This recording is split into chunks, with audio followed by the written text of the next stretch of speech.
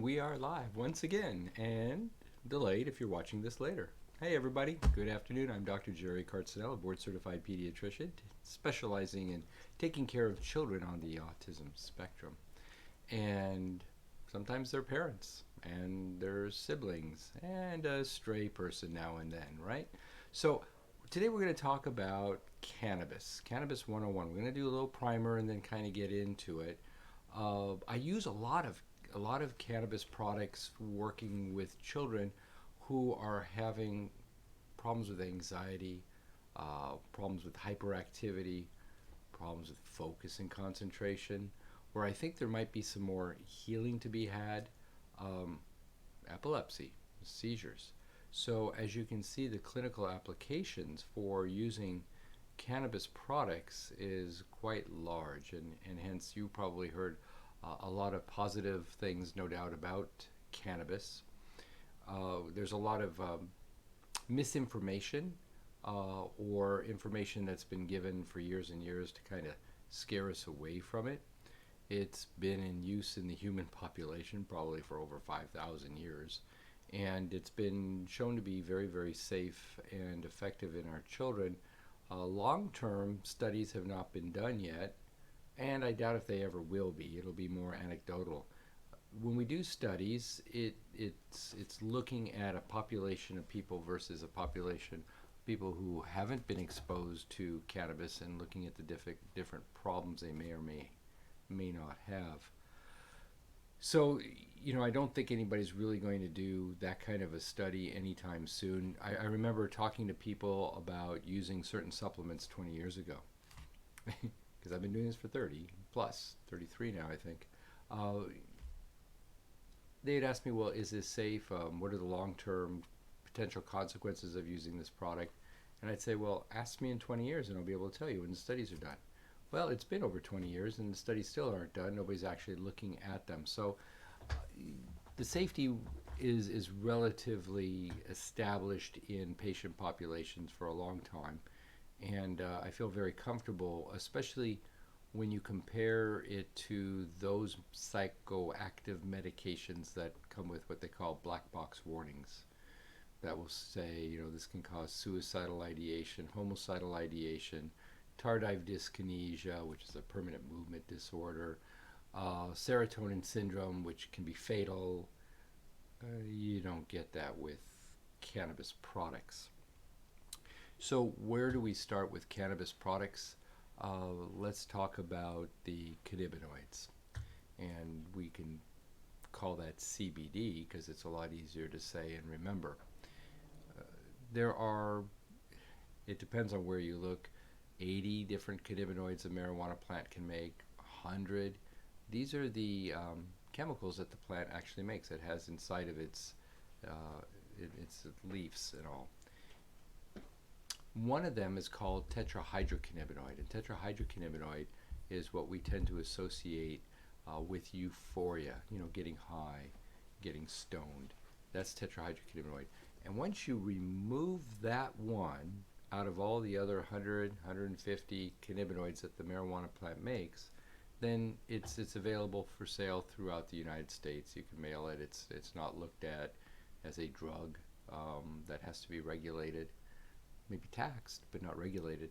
So CBD without the THC can't get you stoned or high, but it does have a lot of properties. Now, when we look at the different types of CBDs, we'll get into that in a second.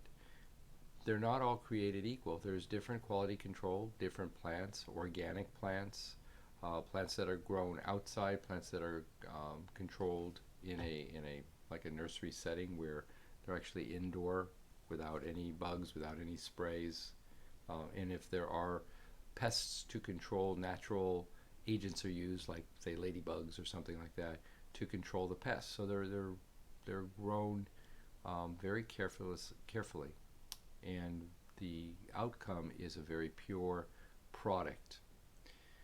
So when we think about the major types of cannabis, we talk about sativa plants or indica plants or hybrid plants. So let's talk about that just in general. What does that mean for the end user?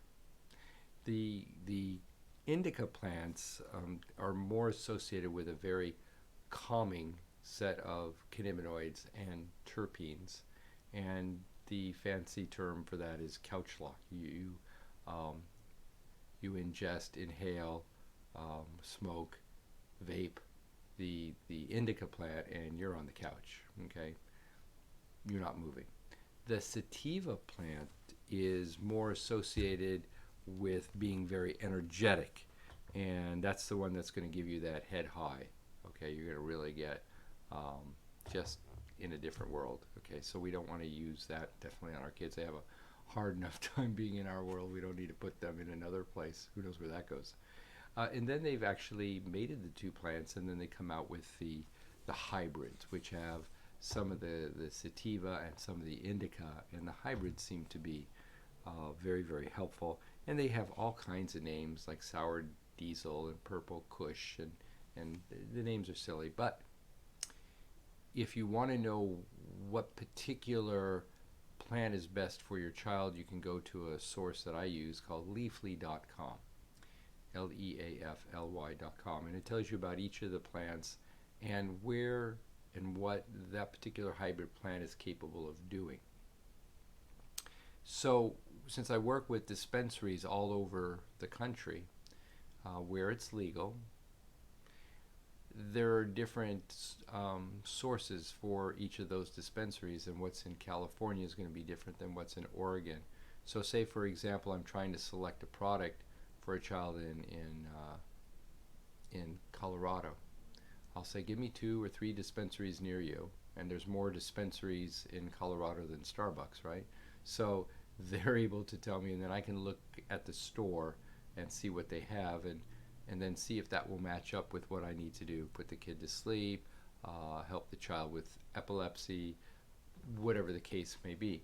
So even I'm going to be using Leafly because there's like 1,000 different varieties out there, and everybody says, one thing about purple kush and another thing about sour diesel or whatever. So I have to look and see what that's available, and then the concentrations are getting pretty close to being standardized per 30 mLs, getting there.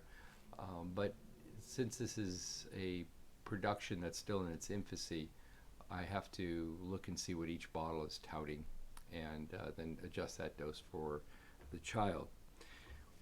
That's with the THC. Now, if we're going to go with just CBD oil or CBG oil or CBN oil or CBDA oil, as they go, this starts getting a little complicated. For my children who I'm trying to work with hyperactivity, and we've already changed the diet, the stools are daily, maybe 1 or 2 times a day. I've treated for yeast, I've treated for bacteria. Of course, we're on our gluten-free, dairy-free, low-sugar diet. Remember, this is not a cure-all. You can't just take a child with autism and give them a cannabis product and say it should do everything. I don't need to. It's too hard to do this diet. It's too hard to not take him to McDonald's or Burger King. This is after you've really groomed the child. We have also replaced mineral deficiencies, vitamin deficiencies. We've done a lot of work. So this is not a entry level, though some people would say that's all you need to do. I've just not, maybe it's my selection of my patient load. They're just too complicated for all you need to do is take this and your autism goes away or gets 80% better. So I tend to say for my hyperactive kids who've got ADD, I use a CBD product, and I actually ask them to put terpenes back in. What does that mean? They extract CBD from cannabis and they remove the terpenes. It's just pure CBD. It's just pure cannabinoids from the hemp plant that we're working with.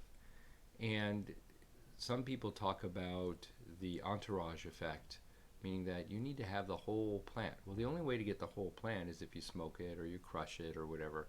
You don't distill it, because once you distill it, you fractionate out the different parts of the plant, and the stuff that's coming right out of the main drawing area is CBD, and then the other extractions are going into other canisters. So they have the terpenes they can add back into that product.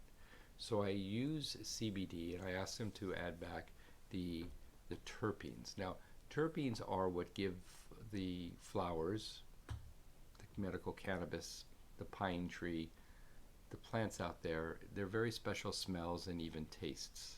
Okay, so you can imagine the terpene limonene is going to give a lemony taste. Pinolol, which is another terpene, is going to give it the pine smell, like the pine forest smell. And they talk about that being good for asthmatics. It opens up your lungs. And if you think about it, if you walk into a pine forest, you just have to take a deep breath and just smell that wonderful pine, okay? Pine sol, the solution that you use to clean floors, if you still use pine sol, that's the pinolol, okay? Myrcene is like myrrh, it's very calming, and so on it goes. So there's like a whole bunch of these different terpenes that you can select with certain companies and have them put back into the CBD product. So you can get the CBD product, and then you're going to ask them to specifically put in some extra goodies in there to help your child with focus and concentration. So, so I work with a couple of companies. I've heard me talk about Miriam's Hope Hemp before. They're very good at adding things back as I ask them to help each child. And the nice thing is they don't charge you extra for that. You know, it's not like you know, well, it's $10 more if we add this and $5 more. They just say, okay, we'll do that, and they add it back into your child's bottle, and off it goes.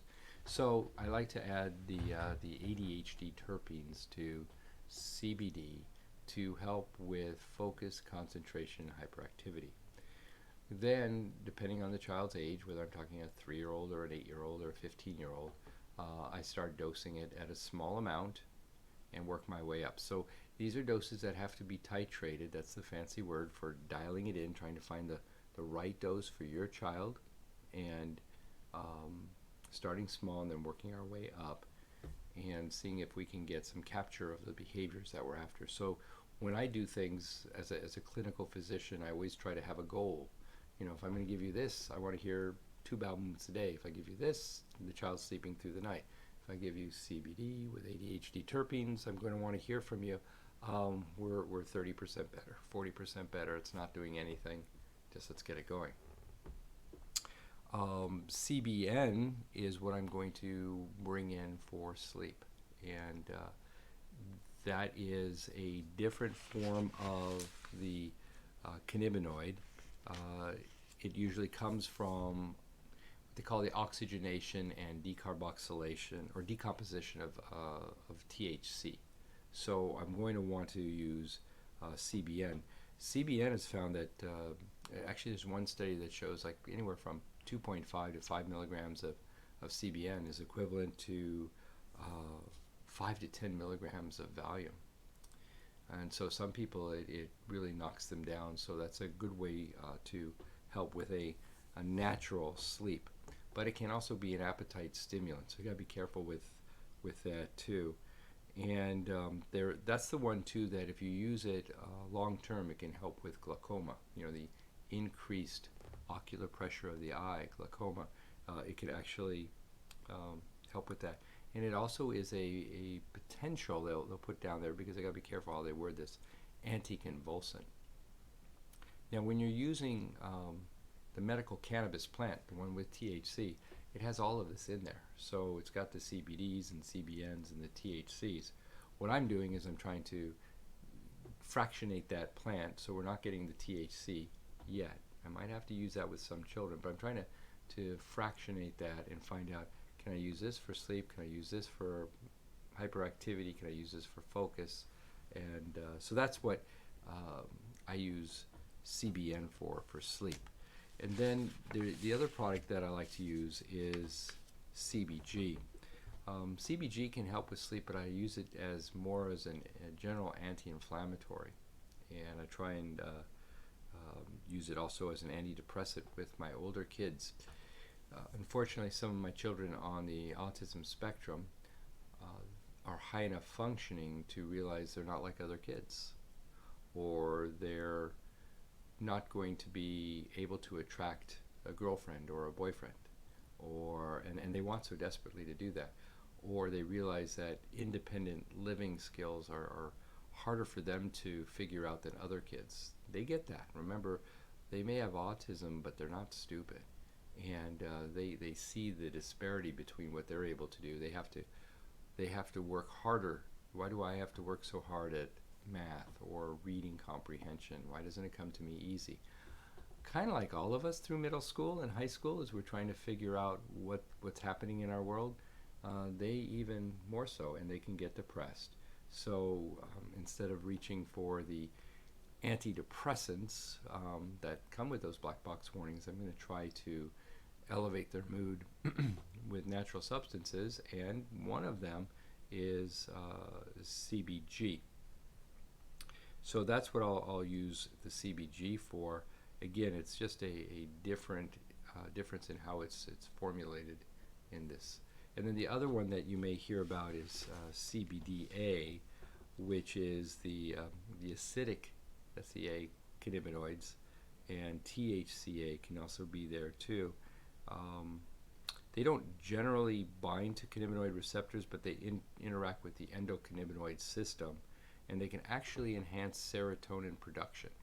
So I'll use that too as a way to help with kids who are, how should I put it, grovelly, irritated, not comfortable with things. I'm going to see if I can enhance their serotonin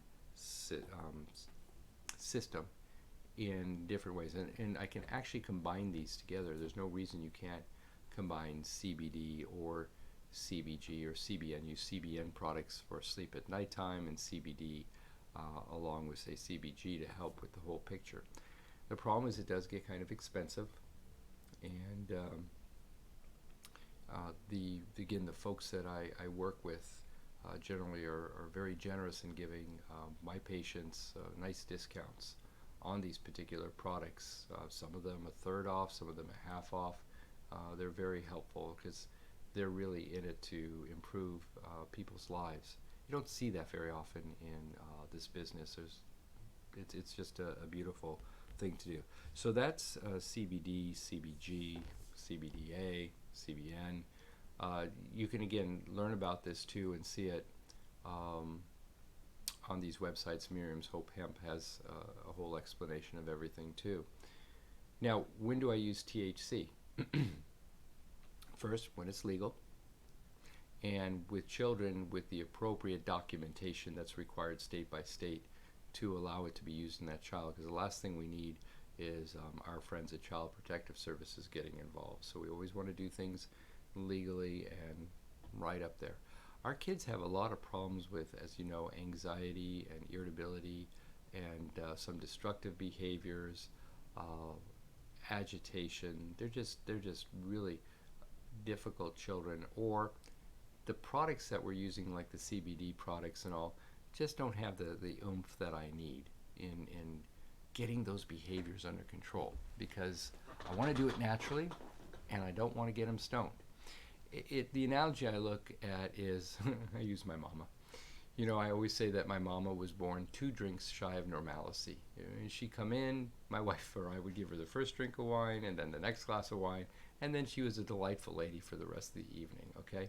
Some people are born with too little natural CBG, CBD, actually we call it analyte and 2-AG.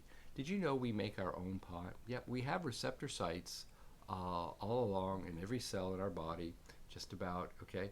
And we actually make pot in the form of analyte or 2-AG, just like we make opiates, okay? We make opiates too, and they get released when we have heavy exertion. These are the endorphins and cephalons. They're responsible for runner's high. These are the opiate receptor sites we have. We have the receptor sites because we make opiates.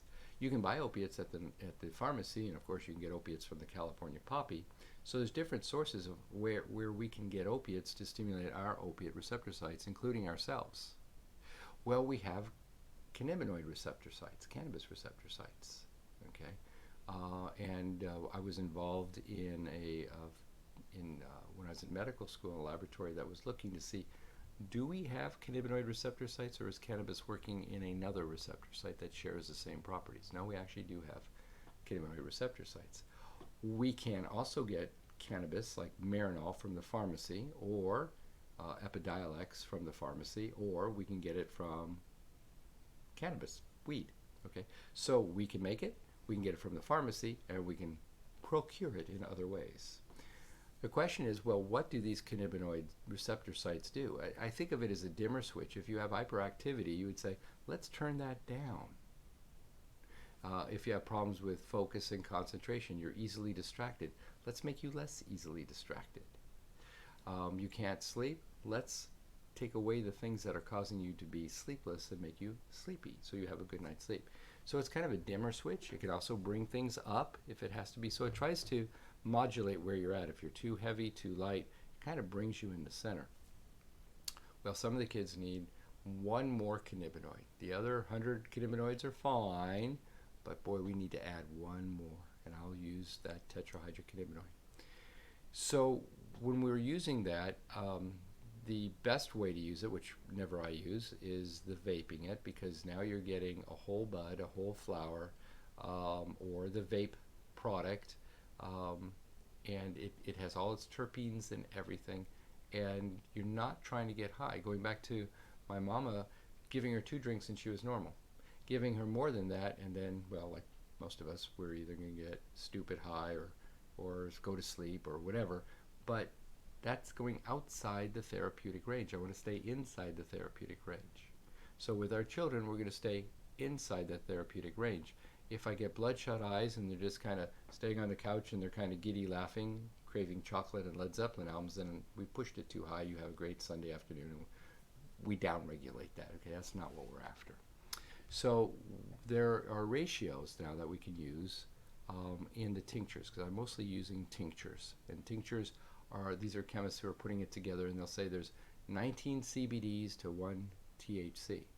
And I tend to start there, and then I can go to 12 to 1, 5 to 1, 3 to 1, 2 to 1, 1 to 1, 1 to 5. Now we're worried about getting stoned, okay? Now we're getting a lot of THC to 1 CBD. If there's enough CBD on board, it really blocks the high.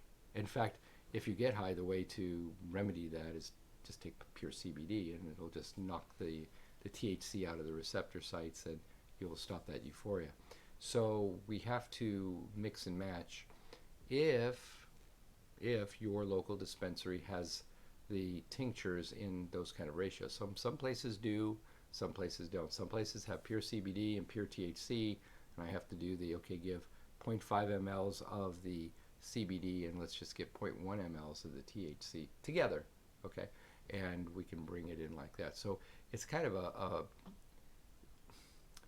it's a kind of a try and see medication. It's kind of a titrate, find the right dose, find the right combination. And even if you go to a dispensary that's really focused on healing, say pain with rheumatoid arthritis or pain with lupus or joint pain from wearing down the bones or whatever it is, if you're at that kind of a dispensary, they're very knowledgeable, but they're going to say, well, let's try this product and see how it works for you. And if it doesn't work, come on back and we'll try something different. So our kids are totally different, and some of our kids that I take care of, the CBDs actually make them worse. THC makes them worse. In other words, they're telling you, don't mess with my cannabinoid system, my endocannabinoid system. It's fine. Don't fuss with it, because if you do, there's going to be some problems here. And other kids I take care of is like, where have you been? I am just like totally awesome on this stuff. So that's kind of how I use it. It's a harder one for a parent to go out and do on their own, unless they're pretty knowledgeable about this, or they have somebody at a dispensary who is awesome working with kids. But again, it's very important that we do this all legally, so we don't get a knock on our door with Child Protective Services. And it's expensive too, guys, so you want to be very careful with where you're putting your money on that. All right, let me see if I've got any questions. What's going on here? Let's see, lots of questions. Okay, so Kim is writing in. Hi, Kim and Zizo. Hi, doctor. From your experience, nonverbal kids after 7 years old. My son didn't talk till late either, and that's a good question. So after 7, can you still talk? And the answer's yes. When I was working with Dr. Bradstreet, we actually got a 30-year-old speaking, and he said, "Thank you. I've been waiting my whole life to be able to talk." So yeah, so it's possible. You have to, if you have a 7-year-old, you got to start now. You got to get the gluten and the dairy out of the diet, and do all the things that I talk about in many of my other prior video blogs, and see how it goes. But yeah, I mean, there's a lot of really neat things to utilize, from B12 and DMG and carnitine and carnosine and leucovorin, and on the list goes. And then getting into the pharmaceuticals if we have to, like memantine. But there's a lot of things yet to try. Now, if you told me I've done all that and nothing gets my kid speaking, that's a different topic altogether. And so I had one boy who I was working with, and he was this real hyperactive guy walking around the room, just couldn't settle down. And every now and then he'd glance at you and look at you through the corner of his eye, and he'd be walking around. And his younger sister said that, "I think Danny can speak." I said, "Speak?" "Well, not speak. He spells everything." "Really?" "Okay." This is a kid who, I think he was like 8 years old, 9 years old at the time. He's probably 18 now. This is the kid that they were doing flashcards, with a ball, and say, "Ball." "Danny, say ball. Ball." And, well, I said, "Okay, let's do the spell board." This was before Proloquo. "Let's do the spell board." And she came back 4 weeks later with her mom and Danny, and she goes, "Watch this. What do you think of Dr. Jerry?" And he'd spell out, "He is cool." Wow. They're still working with ball and cat and dog. This guy can communicate and he can spell. "When did you learn to read?" "When I was 2. "What did you read?" "What was laying around." In other words, these kids see a lot of things that you and I don't see, and you have no idea what they're capable of doing. That's why I always treat them that they've got a high IQ in my office, and I'm speaking to them, I'm talking to them, and I'm hoping that they're understanding what I'm saying, because I want to hear that he is cool. "What do you think of his B12 shots?" "I don't like them, but they make my brain think better." So now I can get feedback on what I'm doing, and I'm saying, "You tell me if this makes you feel better or not." And so it's pretty exciting. So some of the kids may not be able to speak. That's kind of rare, but that happens. Then I work on typing. Can they type? And you've seen or heard stories about these people. They're typing poetry, and they're doing their assignments and everything like that. The motors that drive language have been fried, but the motors that drive language through the fingers have not been. They're still intact, and thank God they're in different areas of the brain. So I'd still work on different ways to approach speech. Cool. Okay. Oh, and Zizo writes another one. Zizo, you're going to need an appointment. You got lots of questions here. Let me answer your next one. Another question is extremely picky. He just eats rice and chicken nuggets. I tried everything, but unfortunately nothing worked. He's very stubborn. I'm crying every day. I don't know what to do. Well, the first thing you want to do is make sure that he's getting the minerals, the vitamins, the omega oils that he's not getting from his rice and chicken noogie dinner or lunch or breakfast, okay? These are my carbohydrate junkies, okay? These are kids that are just eating junk food. I'd want to make sure that he's not constipated. I want to make sure that there's no bacteria and yeast growing in the colon. It's a whole total package. You can't just say, "How do I get you to eat differently?" So a lot of kids are nauseous. They don't feel like eating. I'm not eating. I don't care to eat. I don't want to eat unless it's something I really want to eat, because I don't feel good. And you know what? I like nuggets and I like rice, so I'll eat those. Or it could be French fries, or it could be bacon. I mean, my son was only eating Chips Ahoy cookies, bacon, French fries, Fruit Loops, and a gallon of milk every day. So until I got that out of his diet. The kids also tend to eat only what they are addicted to and what's bad for them. So sometimes I have to ask the question, do they have a hunger mechanism? What if I don't feed him those foods? Or what if I make him chicken nuggets and not buy them from McDonald's?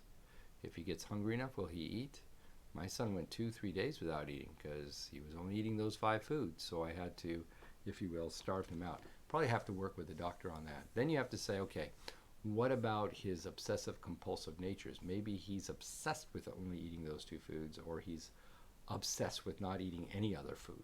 So maybe I have to work with the serotonin syndrome naturally, like with 5-HTP, and see if I can break the chains that are making him obsessed with chicken nuggets and rice only and nothing else for whatever reason. So as you can see, it's more complicated than just doing that.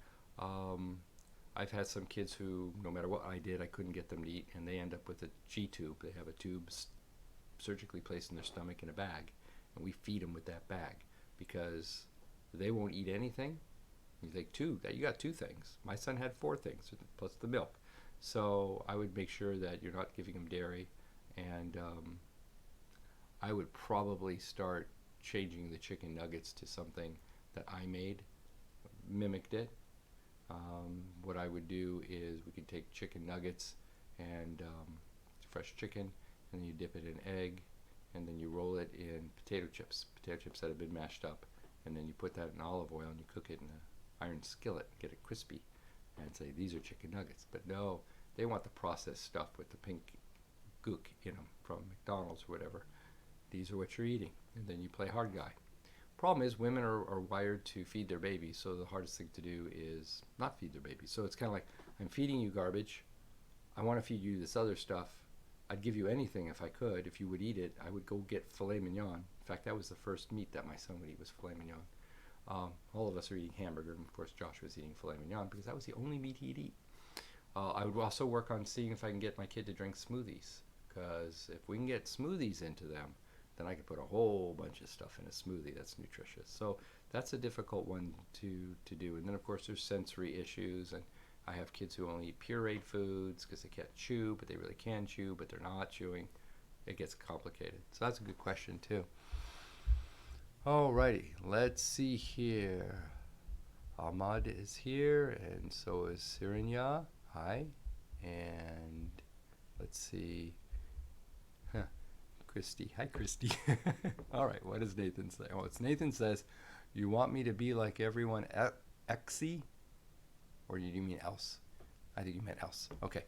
No, I want you to be your unique, wonderful self, Nathan. And you are unique and wonderful. I think everybody can agree to that. Which one for expressive language? Sonia asks.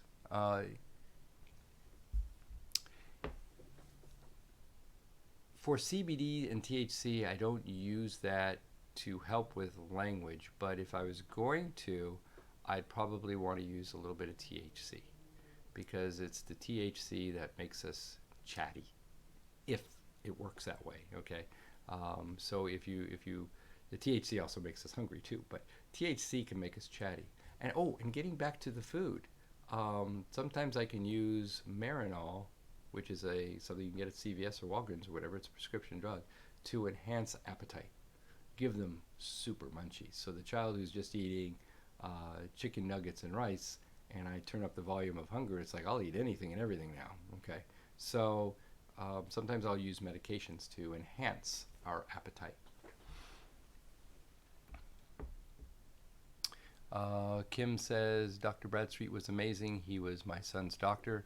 Yeah, you got to remember, when we started all those years ago, the number of doctors who were treating autism sat around a table with Dr. Bernie Rimland. I mean, there was only a handful of us trying to figure this out, and just had some brilliant, brilliant scientists with us, and the clinical physicians, and it was a pioneering time. And you know, his son Matthew and my son Josh, they got a lot of stuff. I mean, my kid would come into the office and he'd hold out his arm because he knew Dad was going to either inject something into him or do another blood test. You know, secretin, IV glutathione, all of that stuff.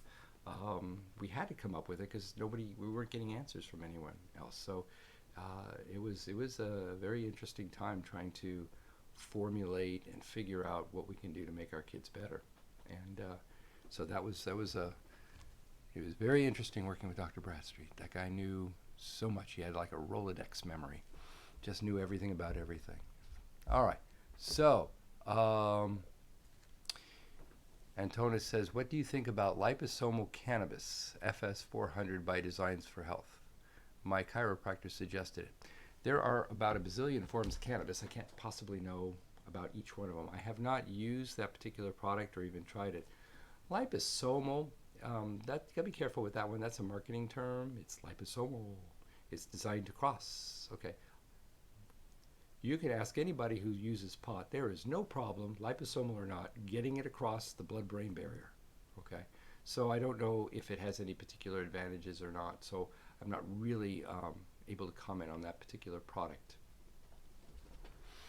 And the chiropractor suggested it. So my question would be, with that chiropractor, how many 8-year-olds on the autism spectrum has he treated with this particular product, and what were the results? So it comes back down to clinical experience and what product should you stay away from and which company has a good thing. And that's kind of how you have to look at it. You know, I said, well, I've tried it in some adult patients and I think it's worth a try on your kid. That may not be the best approach, especially if we're not addressing all the other problems that that may cause our kids not to do well in certain aspects of their life, like pooping and peeing and sleeping and eating and all that other stuff. Okay, and let's see, is that it for today? All right. Zizo asks another question. Sorry, he says. I have another question. Don't be sorry. These are our kids, right? My son has a C677T, I guess the polymorphism. Better for him to have folinic or methylation. It's actually both. When I take care of our kids who have these single nucleotide polymorphisms, C677T, A1298C, and some others, I know that their whole methylation pathway could probably benefit from a turbocharge, which includes vitamin B6, folinic acid, not folic acid, folinic acid, 5-methyl tetrahydrofolate is good, leucovorin is good for the folate part of it, B12, methyl B12, okay, carnitine, carnosine. These are things that I use to help that part of that pathway that goes off, and well, it does a lot of things about gene signaling, as well as the ultimate production of glutathione, which is our body's major antioxidant and redox, oxidation reduction manager in our mitochondria. So glutathione has a lot of activity. That's what I try to do. But talking about language, when we really focus on that area, we get a lot of kids who develop language. And you can look really quickly about, just type in B12 shots and autism and language, and you'll see that there's a lot to support that. All right, let me check and see if I've got anything else. And that is it. If you did ask a question that's not, I didn't see here, just because it didn't show up, not because I didn't want to answer it, just didn't pop up yet. We have that problem sometimes with Facebook. You go ahead and email us at mendingnaturally. What is it? mendingnaturally@gmail.com. So you can send in your questions to us, and we'll be glad to answer that in a couple of weeks. All right, guys. I hope that you had this helped you. I hope I didn't make things more complicated. It's really not that hard. It's trial and error with our CBDs, CBNs, CBGs, and then when we start getting into our combinations with THC and the different strains available, the different strains that are available in your neck of the woods, if it's legal, and that's the primer on Cannabis 101. Have a great week. Love your kids, and I'll see you soon. Take care now. Bye-bye.